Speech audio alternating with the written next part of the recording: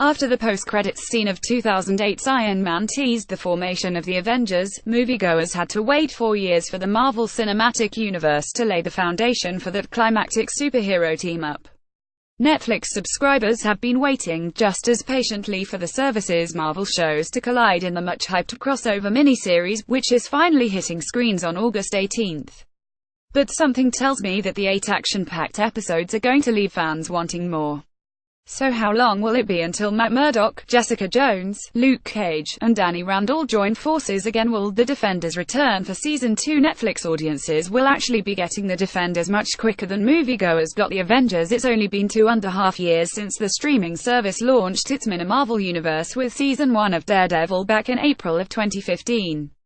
Since then, fans have been treated to 3 more standalone series as well as a second helping of Daredevil. Netflix has already announced that additional seasons of all 4 shows are on their way, as well as brand new spin-off series The Punisher. Surely those additional seasons have to be leading up to a second team-up, right?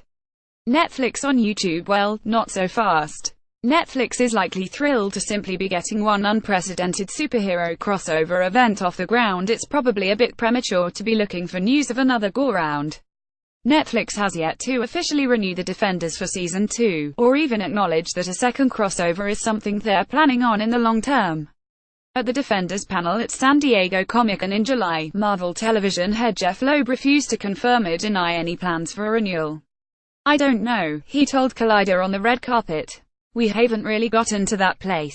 I don't know that there will be a Defenders 2, Collider videos on YouTube." That being said, it's nearly inconceivable to imagine Netflix not greenlighting a second season of The Defenders, especially if the miniseries attracts viewership numbers to match its advance buzz. But even if it is renewed, fans should expect another installment of the crossover next year, like a typical television series.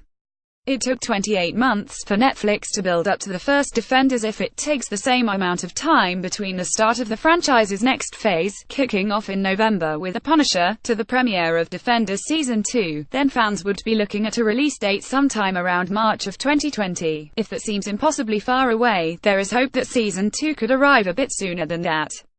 Once the universe is established, things tend to move at a slightly faster pace. While fans had to wait 4 years for the first Avengers movie, it only took another 3 years for Age of Ultron, and only 3 years will have elapsed between that film and next May's Infinity War.